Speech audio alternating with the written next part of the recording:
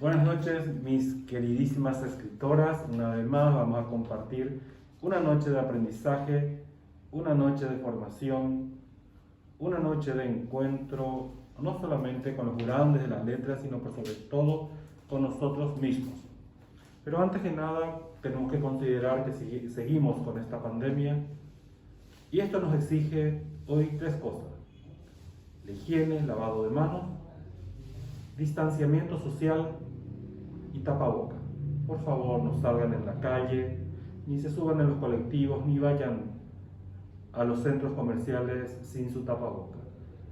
Cuidémonos entre todos, que juntos vamos a salir airosos de esta pandemia. Hoy realmente vamos a enriquecer ese acervo cultural que vamos construyendo día a día, y hoy vamos a compartir un contenido demasiado importante, y me refiero a la narrativa existencial, y vamos a conocerle a uno de los grandes de la literatura hispanoamericana. Me refiero a don Ernesto Sábato. Tenemos que considerar que la narrativa existencial es un desprendimiento de la corriente filosófica que tuvo su origen en el siglo XIX y se prolongó hasta la mitad del siglo XX. Las condiciones ambientales de la posguerra civil influyeron en la temática y en las técnicas narrativas de la novela existencial española. Y esto mismo también influyó en la narrativa existencial surgida ya en tierras americanas. Tenemos que considerar de que tanto el existencialismo como corriente filosófica, así como también como componente del arte literario, se orientó al análisis justamente de la existencia humana. A pesar de que Ernesto Sábato no se consideró ni filósofo, ni tampoco ha sido considerado por sí mismo como un literato. Pero sin embargo, su aporte ha sido grande para la literatura universal de todos los tiempos. Él hace énfasis en los principios de libertad y responsabilidad individual, los cuales tienen que ser analizados de manera, como no dice él, ¿verdad?, independientes de categorías abstractas, ya sean racionales, morales o religiosas. Centra su interés en cuestiones de la existencia, en cuestiones de la problemática humana, en esa pregunta que se hace el hombre sobre su existir ante ciertos eventos o acontecimientos. Yo creo que si don Ernesto tuviera la oportunidad de escribir hoy, sería justamente el contexto ideal, esta pandemia, porque al final, ¿quién somos hoy si no podemos ni siquiera contra un virus, a pesar del desarrollo de la ciencia, de la técnica, así como también de la tecnología? Nos dice él de que el hombre es libre y los valores justamente son creaciones de la libertad humana, y eso se da gracias a que solo el hombre existe y crea sus ideas sobre el mundo. Y de hecho es así, porque nos viene como una corriente el consumismo y todos tenemos que consumir. Todos. Nadie queda exento de eso. Y bueno, y eso es justamente esa cuestión que son ideologías impuestas, es lo que le llevó a don Ernesto Sábato a abordar la problemática de la existencia humana. Las principales características del existencialismo: tenemos la concepción pesimista de la vida y del ser humano. Si tuvo como base justamente la guerra civil, una guerra cruenta, una guerra de despojo, de destierro. De hecho, que eso se instala en el corazón del hombre. Por otro lado, primacía de la subjetividad frente a la objetividad.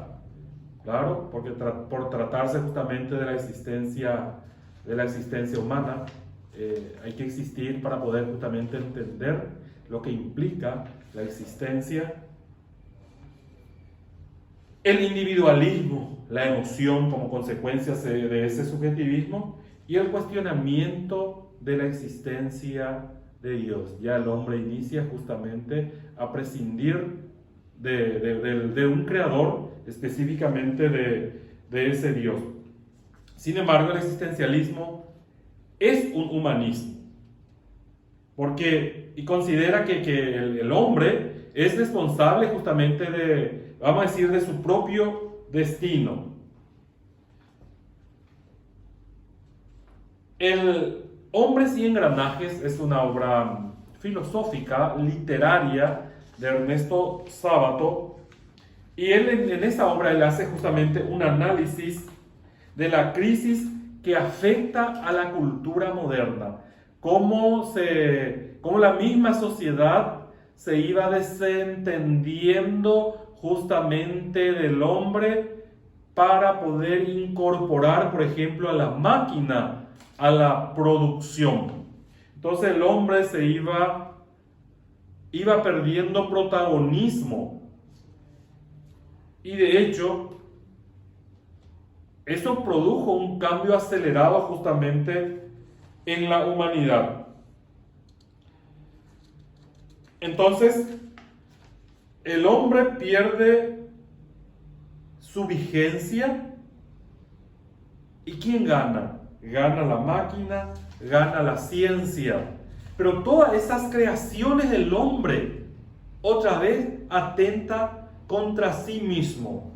Por decir así, y él también habla en uno de sus escritos ahí, de que el hombre crea el reloj para poder medir el tiempo. Pero ¿qué pasa? Después, el tiempo le somete al hombre. De hecho, sabemos nosotros nuestra hora, nuestro tiempo, hora de entrada, hora de salida, hora de llegada, hora de bus, nos somete totalmente, pero sin embargo, con el tiempo se buscó apenas justamente organizar la vida del hombre. Sin dudas, le invito a leer la obra completa, Hombres y Engranajes, uno de esos libros que, pese de haberse escrito ya hace tiempo, no pierde su vigencia. Y la temática que aborda siempre es actual. Siempre encontramos ahí justamente la problemática existencial con que se encuentra el hombre de hoy. Hoy nuevamente nos preguntamos del por qué estamos así como estamos. ¿Qué está haciendo la ciencia al respecto? Y todo lo que el hombre pensó, actuó, ¿para qué? Para crear un mal que nos afecte a todos. Para eso hemos procurado justamente para que la inteligencia humana vaya avanzando. Son tantas preguntas existenciales que surgen nuevamente hoy. Y quiero compartir una parte del libro y para que esto les pueda servir como un aliciente de lo que le espera en Hombres y Engranaje de Ernesto Sábato, y habla del naturalismo a la máquina. Al despertar del largo sueño del medioevo, el hombre redescubre al mundo natural y al hombre natural, el paisaje y su propio cuerpo. Su realidad será ahora secular y profana, y tenderá a serlo cada vez más, pues una visión del mundo no cambia instantáneamente. Pero lo que importa es ver las líneas de fuerza que ocultamente empiezan a dirigir la orientación de una sociedad, la inquietud de sus hombres, la dirección de sus miradas. Solo así puede saberse lo que va a acontecer visiblemente varios siglos después. La profanidad de Rafael no se explica sin esta oculta tensión de las líneas de fuerza que empiezan a actuar ya en el siglo XII. Entre el Giotto y un Rafael, comienzo y fin de un proceso. Hay toda la distancia que media entre un pequeño burgués profundamente cristiano, todavía sumergido hasta la cintura en la Edad Media, y un artista mundano, emancipado de toda religiosidad. La vuelta a la naturaleza es un riesgo esencial de los comienzos renacentistas y se manifiesta tanto en el lenguaje popular como en las artes plásticas, en la literatura satírica, así como también en la ciencia experimental. Los pintores y escultores descubren el paisaje y el desnudo. Y en el redescubrimiento del desnudo no solo influye la tendencia general hacia la naturaleza, sino el auge de los estudios anatómicos y el espíritu igualitario de la pequeña burguesía. Porque el desnudo, como la muerte, es democrático. La primera actitud del hombre hacia la naturaleza fue el candoroso amor, como el de San Francisco. Pero dice Max Scheler que amar y dominar son dos actitudes complementarias. Y a ese amor desinteresado y panteístico siguió el deseo de dominación que habrá de caracterizar al hombre moderno. De este deseo nace la ciencia positiva, que no es ya mero conocimiento contemplativo, sino el instrumento para la dominación del universo. Actitud arrogante que termina con la hegemonía teológica, libera a la filosofía y enfrenta a la ciencia con el libro sagrado. El hombre secularizado, animal, lanza finalmente la máquina contra la naturaleza para conquistarla, pero dialécticamente ella terminará dominando a su creador.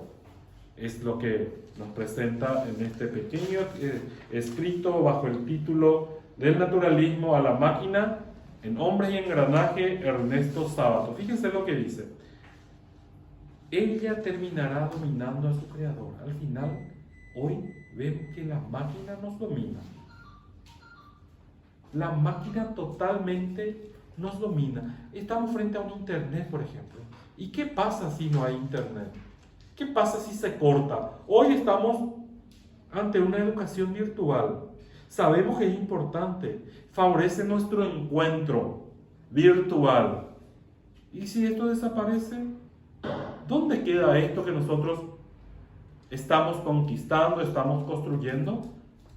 La máquina nos somete. Muy bien, entonces, otro escrito de similar característica van a ustedes tener en la plataforma para que puedan ustedes hacer una reflexión desde una visión justamente de la narrativa existencial, siempre basándonos en la obra de don Ernesto Sábato. Van a poder justamente plasmar sus pensamientos, sus actitudes, sus vivencias tal vez, tratando de entender justamente la problemática de la existencia que se vuelve literatura mediante el sentir de un hombre que ha aportado grandemente a las letras hispanas. Buen trabajo y cualquier cosa a las órdenes.